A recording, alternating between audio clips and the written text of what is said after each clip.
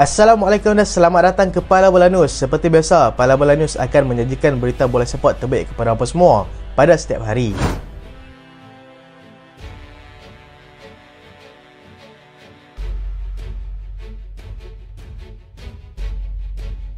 Kita lihat dahulu keputusan perlawanan di Liga Perdana Inggeris. West Ham United tewas 1-0 kepada pasukan Everton. Aston Villa menang 3-1 ke atas pasukan Luton Town. Brighton seri 1-1 dengan pasukan Fulham. Liverpool mudah jenakkan pasukan Nottingham Forest 3-0.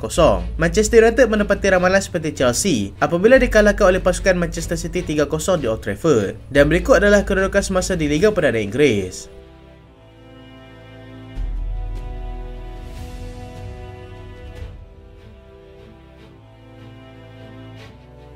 Bundesliga Jerman, Bayer Leverkusen menang 2-1 ke atas pasukan Freiburg. Frankfurt seri 3-3 dengan pasukan Dortmund. Dan berikut adalah kedudukan semasa Bundesliga di Jerman.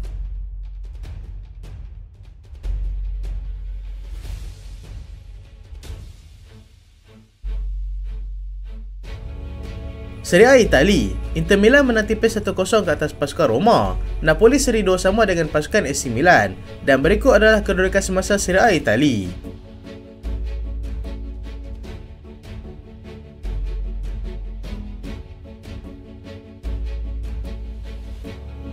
La Liga Spanyol, Athletic Bilbao seri 2-2 dengan pasukan Valencia. Atletico Madrid menang 2-1 ke atas pasukan Deportivo Alaves. Dan berikut adalah kedudukan semasa La Liga di Spanyol.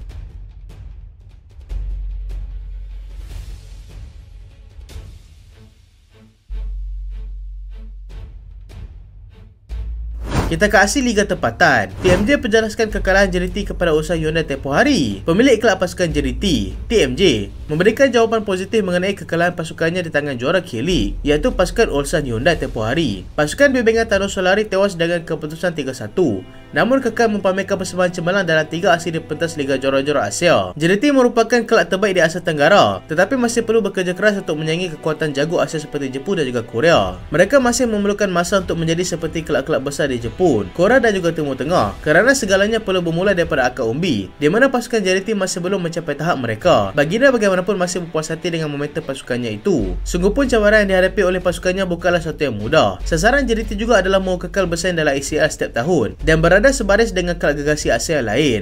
Mereka akan bertemu semula dengan pasukan Ulsan Hyundai pada 7 November nanti di Stadium Sultan Ibrahim.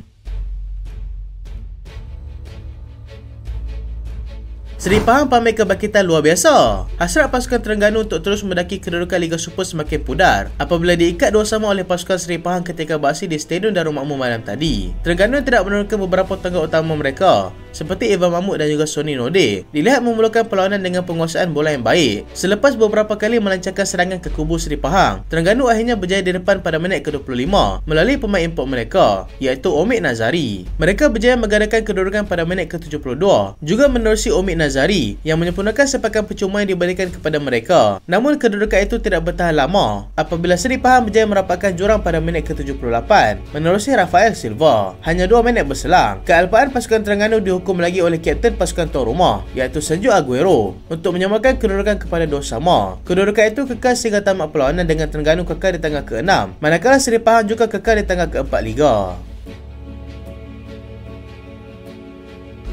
Kita ke aksi Liga di Eropah. Manchester City menang Manchester United di Old Trafford. Manchester United mudah ditewaskan oleh jeras setempat mereka, iaitu pasukan Manchester City, dengan jaringan 3-0 di gelanggang keramat mereka sendiri, iaitu Old Trafford. United turun dengan gandingan Johnny Evans dan juga Harry Maguire di barisan pertahanan tengah dan mempertaruhkan Rasmus Højlund selaku penyerang utama. City juga tampil dengan skuad terbaik mereka seperti Jack Grealish, Julian Alvarez, Phil Foden dan juga Erling Haaland. City berjaya di depan pada minit ke-24 selepas Højlund melakukan kekasaran kepada Rodri yang mengakibatkan City dihadakan sepakan penalti yang mudah disempurnakan oleh Erling Haaland. United berpeluang untuk menyamakan kedudukan menerusi McTominay, namun percubaannya berjaya diselamatkan oleh Ederson. Gerakan menarik pasukan Manchester City berjaya membuahkan hasil pada minit ke-49 untuk Haaland sekali lagi mudah menenduk masuk hantaran daripada Bernardo Silva. Haaland sekali lagi menjadi nadi utama serangan pasukan apabila dia membantu Phil Foden untuk menjadikan gol ketiga pada minit ke-80. Ini merupakan kemenangan ke-8 untuk City dalam EPL, manakala United pula adalah kekalahan ke-5 daripada 10 perlawanan setakat ini.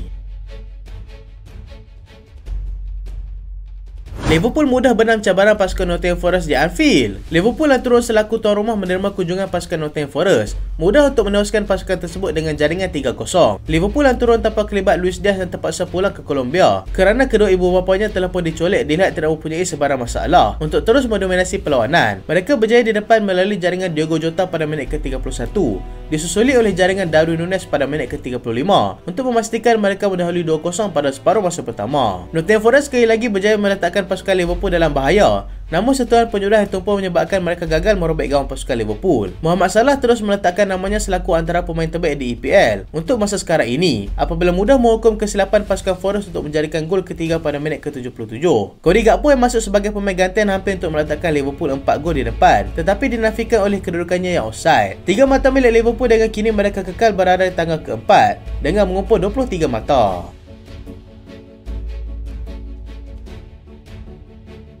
Perlawanan di antara Lyon dan juga Marseille terpaksa ditunda. Perlawanan Ligue 1 yang melibatkan pasukan Marseille dan juga Lyon terpaksa ditunda kepada satu tarikh baru apabila bas yang dinaiki oleh pasukan Lyon telah diserang sehingga menyebabkan pengurus pasukan mereka mengalami kecederaan yang agak serius. Fabio Grosso yang merupakan pengurus pasukan Lyon terpaksa diberikan rawatan kecemasan selepas dia mengalami pendarahan yang agak teruk pada bahagian muka. Sehubungan dengan itu, pengadil yang bertugas dalam perlawanan tersebut telah menangguhkan perlawanan itu walaupun pemilik pasukan Lyon tetap mahu meneruskannya. Presiden Marseille, Pablo Longoria, mengutuk sekeras-kerasnya kejadian itu dan akan cuba menyelesaikan perkara tersebut secepat mungkin. Kedua pasukan sedang mengalami musim yang agak sukar kali ini, dengan Lyon sedang berada pada kedudukan ke-20 Liga dan masih lagi memburu kemenangan pertama, manakala Marseille di kedudukan ke-10 8 mata di belakang Monaco yang kini berada di tangga ketiga Liga.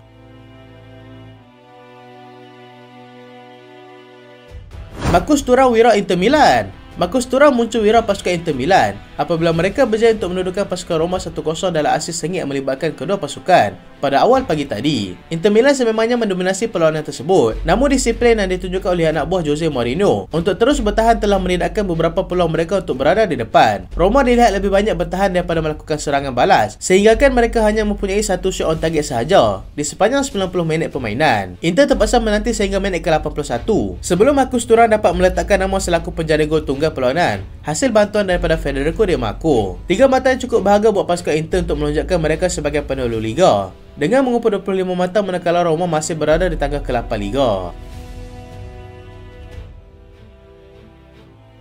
Kylian Mbappe bantu pasukan PSG untuk tewaskan Brest 3-2.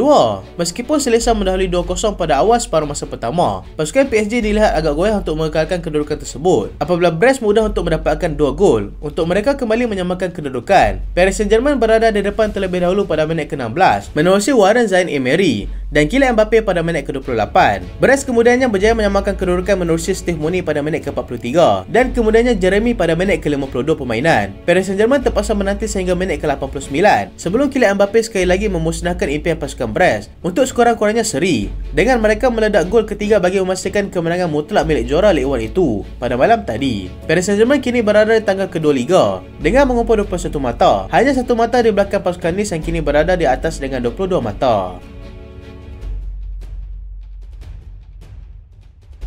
Mauricio Pochettino mahu baiki hubungan dengan penyokong Chelsea. Pengurus pasukan Chelsea, Mauricio Pochettino, menjelaskan dia mahu memperbaiki hubungan dengan penyokong mereka sendiri selepas menunjukkan hasil yang kurang konsisten pada musim ini. Mereka tewas buat kali ketiga di laman sendiri untuk musim ini di tangan pasukan Brentford dan berharap untuk mendapatkan semula sokongan padu bagi menaikkan kembali semangat anak buahnya nanti. Dia percaya yang sokongan kuat kepada mereka nanti akan memberikan lebih semangat untuk mereka terus memperbaiki corak permainan dan lebih yakin untuk mengatasi pihak lawan selepas ini. Dia juga sememangnya menyedari keadaan pasukannya pada ketika ini dan memberikan gambaran dan situasi ini hanyalah bersifat sementara dan apa yang dia mahukan adalah masa bagi mendapatkan kembali chemistry dan semangat untuk anak buahnya kembali menunjukkan hasil sebenar di atas padang.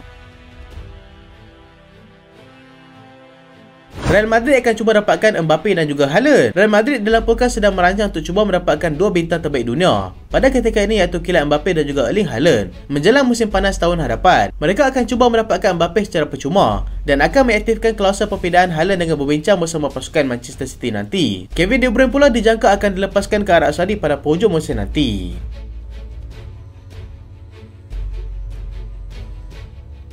Arsenal akan cuba meresip Maguire. Mikel Arteta dijangka akan cuba mengadakan perbincangan dengan Crystal Palace dalam usaha mereka untuk membawa masuk Maguire secepat mungkin ke Emirates nanti. Dia tidak mahu berlengah lagi selepas kehilangan juaran tembak akibat masalah ACL.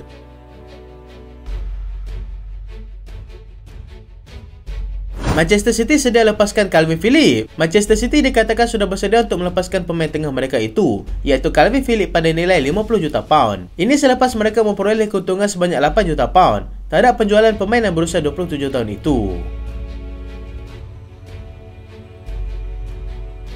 Manchester United letak nilai 30 juta pound ke atas Jadon Sancho. Manchester United telah meletakkan nilai sebanyak 30 juta pound terhadap Jadon Sancho, yang kini dilihat menjadi sasaran kepada pasukan Spurs.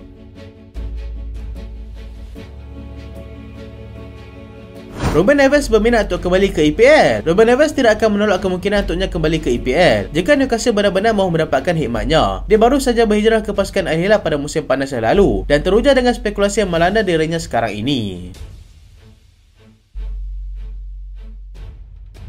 Barcelona berminat dengan Artur Vermeeren. Barcelona dilaporkan berminat untuk mendapatkan pemain tengah pasukan Royal Antwerp, Artur Vermeeren. Mereka bagaimanapun terpaksa berdepan dengan pasukan Juventus yang juga berminat dengan pemain tersebut. Itulah berita pada kali ini dan terima kasih sebab tonton sampai habis. Jangan lupa like, jangan lupa share, jangan lupa subscribe. Aku Solian. Assalamualaikum.